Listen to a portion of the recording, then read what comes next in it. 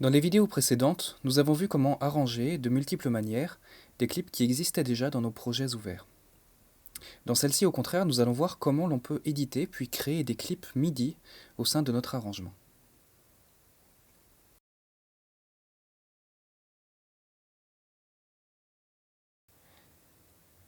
Pour cela, nous avons un projet ouvert avec des instruments virtuels préchargés.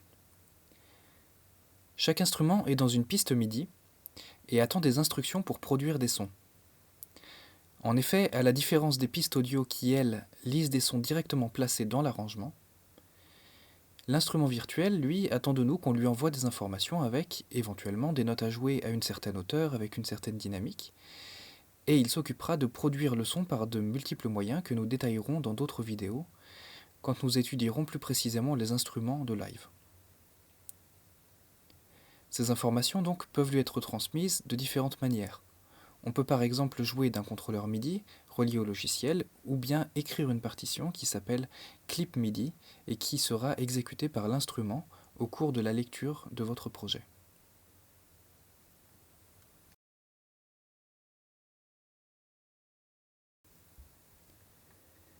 La première manière d'obtenir du son par un instrument virtuel est d'en jouer grâce à un périphérique appelé contrôleur MIDI. Seulement, vous ne disposez peut-être pas d'un contrôleur de ce type prêt à l'emploi pour le logiciel. Mais même si ce n'est pas le cas, si vous n'en possédez pas ou n'en avez pas sous la main, vous pouvez toujours en jouer en temps réel pour tester des idées, même sommairement. Car Live permet en effet d'utiliser le clavier de votre ordinateur pour en jouer comme un piano. Cela est bien entendu beaucoup plus limité qu'un piano, mais cela a quand même le mérite de pouvoir tester, voire enregistrer quelques idées rapidement. Pour ce faire, il faut que le bouton en haut à droite de l'écran, représentant quelques touches de piano, soit activé, c'est-à-dire qu'il devienne jaune. Et que vous indiquiez à la piste de l'instrument dont vous voulez jouer, par exemple le piano que j'ai ici, que vous lui indiquiez donc d'écouter et d'interpréter les informations que vous allez lui envoyer. Pour cela, le plus simple est d'armer en enregistrement la piste en question en appuyant sur le point contenant une petite note à droite de la piste. Il faut que celui-ci soit activé, c'est-à-dire qu'il devienne rouge, et vous pouvez alors jouer de votre clavier d'ordinateur. Dans ce cas, la configuration est la suivante. La touche Q est un Do, la touche S est un Ré, D est un Mi, et ainsi de suite jusqu'au L, qui est un Ré à nouveau. Nous avons donc Q, S, D, F, G, H, J, K, L qui représentent Do, Ré, Mi, Fa, Sol, La, Si, Do, Ré. Les touches de la rangée du dessus servent pour faire les dièses et les bémols. Z est un Do dièse ou un Ré bémol, E est un Ré dièse ou un Mi bémol par exemple. Vous pouvez aussi changer d'octave en appuyant brièvement une seule fois sur les touches W et X. W baissera les notes envoyées d'une octave, quand X les montera d'une octave. Enfin, avec les touches C et V, vous pourrez changer la vélocité, c'est-à-dire la dynamique des notes que vous envoyez. C baissera la vélocité quand V l'augmentera.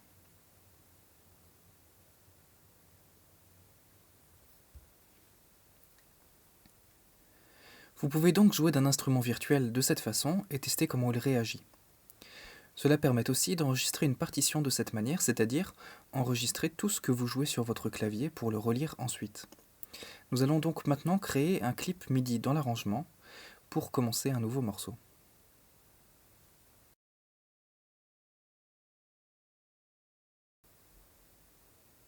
Il y a deux manières de créer des clips. L'enregistrement est la première que nous allons voir. En écran arrangement, quand vous cliquez sur le bouton d'enregistrement de la barre de transport, vous allez déclencher l'enregistrement de toutes les pistes armées en enregistrement. Dans notre cas, par exemple, ma piste numéro 1 intitulée Grand Piano est armée en enregistrement, de même que la piste numéro 3 Audio, qui est armée elle aussi en enregistrement.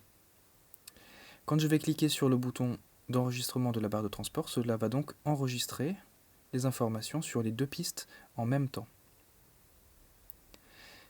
Si ces pistes sont des pistes audio, le logiciel enregistrera le son qui entre dans l'ordinateur, par exemple par un microphone intégré. Et si ce sont des pistes MIDI, le logiciel enregistrera la partition contenant les informations MIDI qu'il reçoit. Pour tester cela, je vais donc enregistrer une petite séquence directement sur le clavier de l'ordinateur. Je clique d'abord sur le bouton d'enregistrement. Les pistes armées deviennent rouges et le compteur défile. Je peux maintenant jouer sur le clavier de mon ordinateur.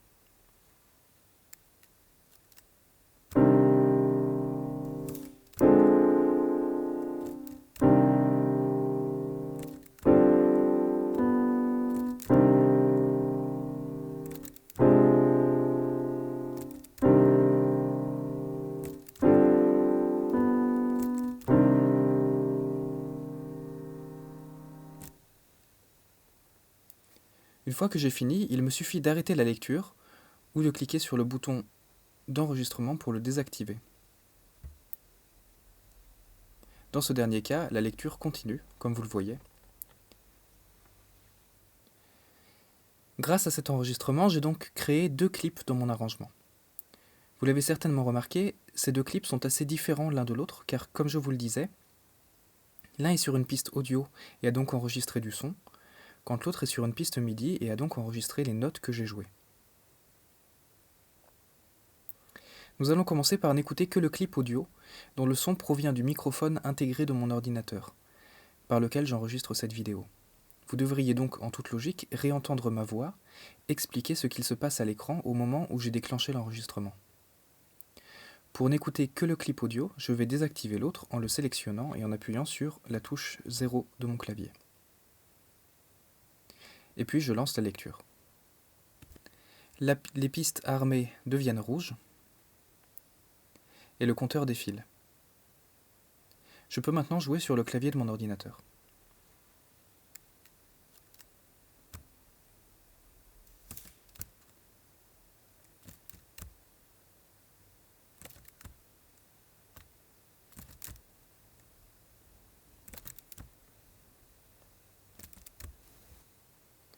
Comme prévu, on m'entend parler au début de l'enregistrement, mais ensuite on n'entend pas les notes de piano.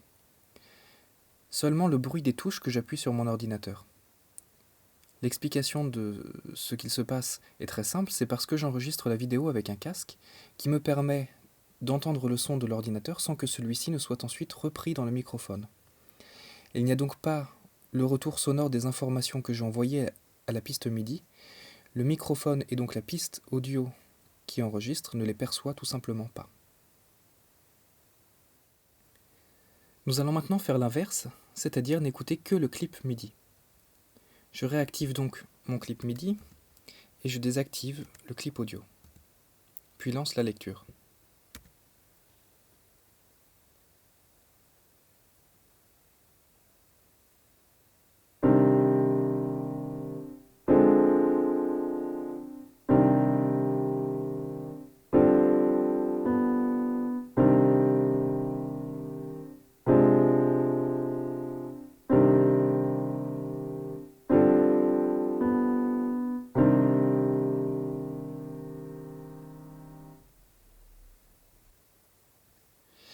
Cette fois-ci, nous n'entendons plus aucun son de voix ni le bruit des touches, seulement le son du piano qui interprète la partition contenue dans le clip MIDI. L'enregistrement MIDI est donc très pratique de ce point de vue. Peu importe les conditions sonores dans lesquelles j'enregistre, je peux me trouver dans un environnement très bruyant. Le logiciel n'enregistrera que la partition précise de ce que je joue et non le son.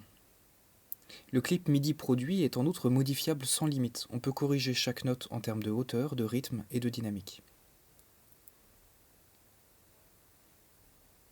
Avant de voir comment nous pouvons justement modifier le contenu d'un clip MIDI, nous allons d'abord voir la deuxième manière d'en créer un dans l'arrangement. Nous avons vu comment enregistrer, mais il y a une autre solution très simple pour faire cela, qui consiste à sélectionner un passage dans l'arrangement,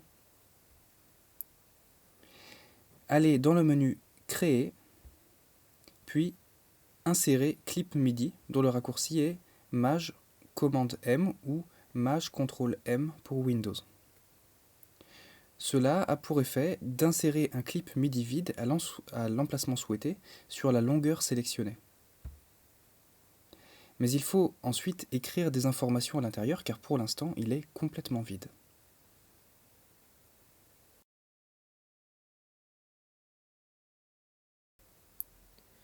Je vous ai dit précédemment qu'un clip MIDI est modifiable. Cela signifie que nous pouvons afficher ce qu'il contient et en modifier la partition. Pour faire cela, il suffit de double-cliquer sur le clip qui nous intéresse. Alors cliquez bien sur la barre colorée et la barre de titre, et non le contenu du clip, et la partition s'affichera dans l'inspecteur, c'est-à-dire la zone qui est en bas de votre écran.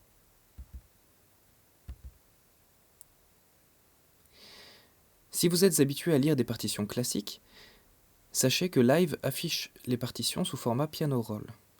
Cet affichage est très récurrent dans les logiciels de production musicale, car il permet de s'adresser aux gens qui ne savent pas lire les partitions classiques, et aussi parce que l'affichage de partitions traditionnelles, pour avoir un rendu correct, nécessiterait plus de travail de la part du processeur.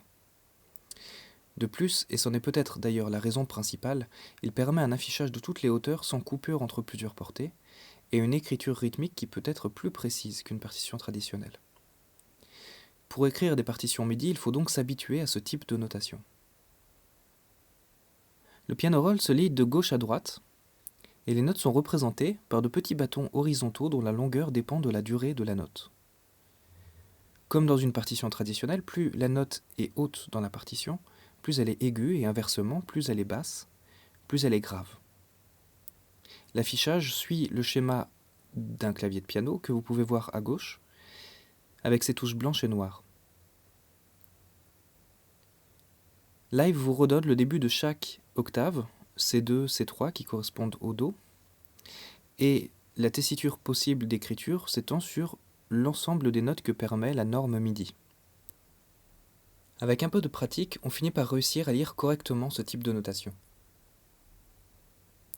Nous pouvons donc modifier le contenu d'une partition de plusieurs manières, en créant des notes, en les allongeant, ou en les rétrécissant, en les déplaçant horizontalement ou verticalement, en les supprimant, en les désactivant ou en les copiant. Vous pourrez aussi modifier leur vélocité. Revenons au clip MIDI vide que nous avions créé. Pour écrire des notes dans ce clip, il suffit de double-cliquer à l'endroit où on souhaite placer la note en question. Un rectangle de la division de la grille apparaît alors. Si vous souhaitez créer des notes plus rapidement, vous pouvez aussi utiliser le mode crayon, accessible en appuyant sur la touche B de votre ordinateur, ou en cliquant sur le bouton crayon situé en haut à droite de votre écran. Dans ce cas, chaque clic sur la partition crée une note, de la longueur d'une division de la grille.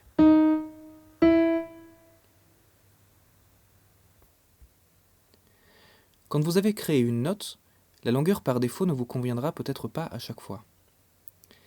Vous pouvez toujours modifier la longueur de la note en passant le curseur de la souris à une extrémité du rectangle représentant la note.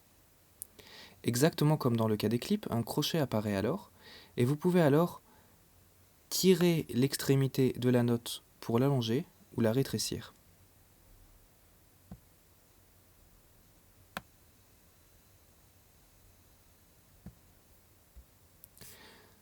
En plus de les allonger ou de les rétrécir, vous pouvez aussi déplacer les notes dans la partition. Pour cela, cliquez sur la note, maintenez le clic appuyé et déplacez le curseur vers l'endroit où vous le souhaitez. Vous pouvez déplacer horizontalement ou verticalement. Horizontalement, cela signifie que la note sera jouée plus tôt ou plus tard dans la partition, et verticalement signifie qu'elle sera transposée vers l'aigu ou le grave.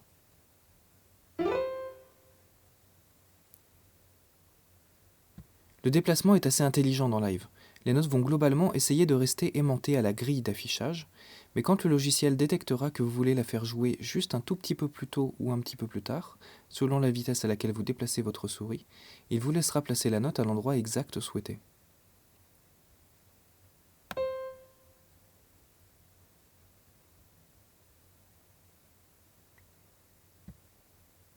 Si ce déplacement fin n'est pas actif, vous pouvez néanmoins obliger le logiciel à l'activer en appuyant pendant le déplacement sur la touche commande sur Mac ou contrôle sur Windows.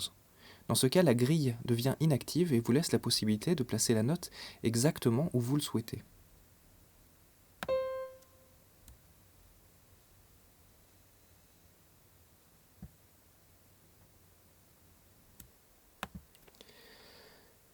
Bien sûr, comme dans le cas des clips, vous pouvez aussi supprimer des notes en les sélectionnant et en appuyant sur la touche « Effacer » ou « Supprimer » de votre clavier.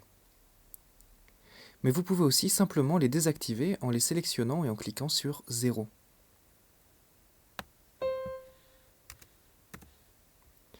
Dans ce cas, comme les clips, elles deviennent transparentes et ne seront plus jouées quand on lancera la lecture.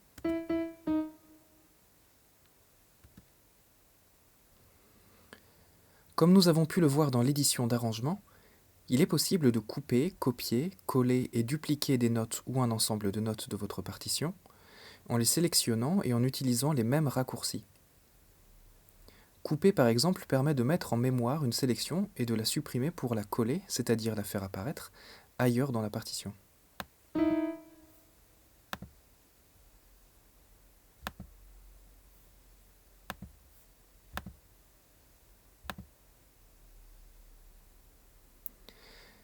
Copier permet la même opération, mais sans supprimer la sélection.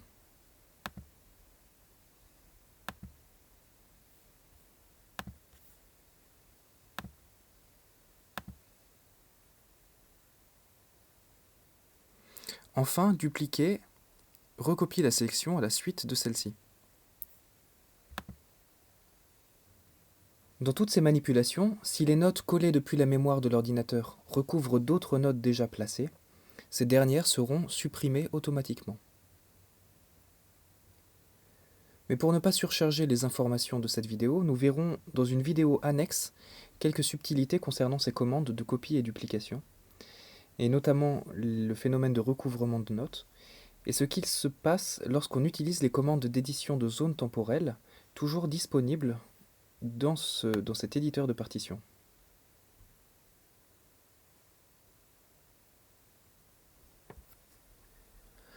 Enfin, concernant les possibilités d'édition, il nous reste à voir comment l'on peut éditer la vélocité des notes. Il y a deux moyens possibles. Le premier est de faire apparaître l'éditeur de dynamique qui est actuellement masqué. Cela se fait en appuyant sur le tout petit triangle disponible dans la réglette des notes, en bas à gauche de votre écran. En cliquant dessus, un nouveau volet apparaît et un marqueur s'affiche pour chaque note de la partition, qu'elle soit inactive ou jouée. Dans cet éditeur, plus la note a une grande vélocité, plus le marqueur est allongé. Plus elle a une petite vélocité, plus ce marqueur est court. Vous pouvez modifier la longueur de ces marqueurs en cliquant dessus, en maintenant appuyé et en déplaçant le curseur vers le haut ou vers le bas.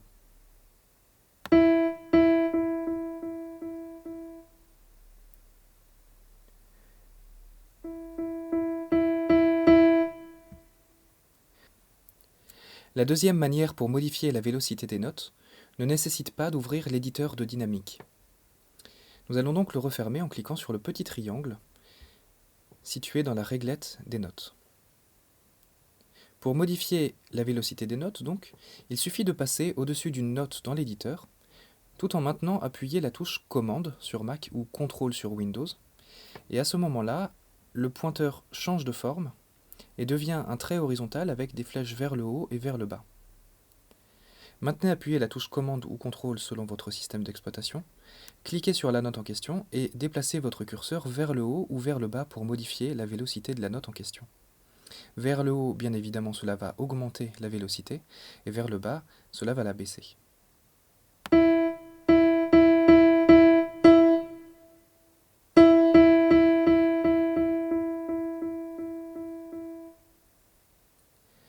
Dans ce cas, vous avez un petit indicateur à l'écran qui vous indique à quel niveau de vélocité vous êtes en train de régler la note.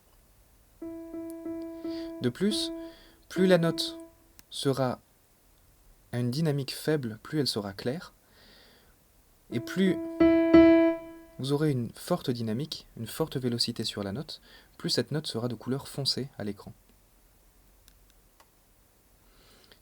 Pour mémoire, dans la norme MIDI, les notes peuvent avoir une vélocité de 0 à 127, 0 étant pour indiquer qu'on éteint la note, qu'on l'arrête, et 1 étant la valeur la plus faible qu'on puisse envoyer pour déclencher une note. Vous pouvez aussi modifier la vélocité d'un ensemble de notes en en sélectionnant donc plusieurs et en faisant la même opération, c'est-à-dire en maintenant le bouton CTRL ou commande selon votre système d'exploitation enfoncé et en faisant comme si vous vouliez régler la vélocité d'une des notes. Cela va modifier l'ensemble des notes sélectionnées.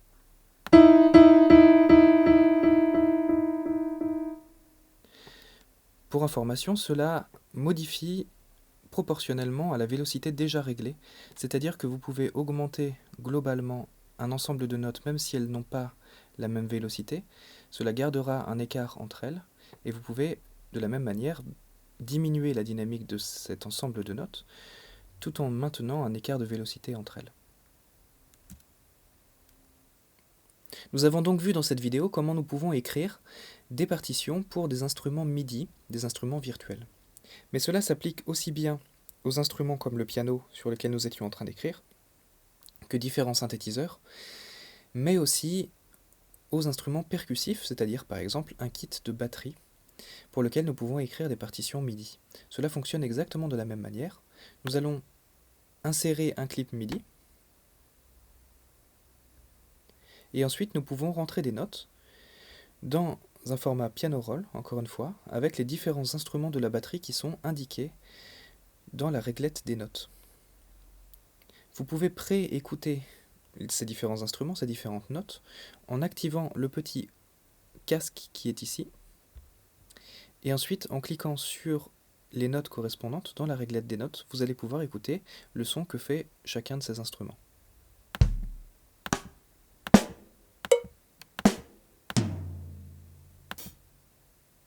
Ensuite, il vous suffit de rentrer des notes dans la partition à l'endroit où vous le souhaitez.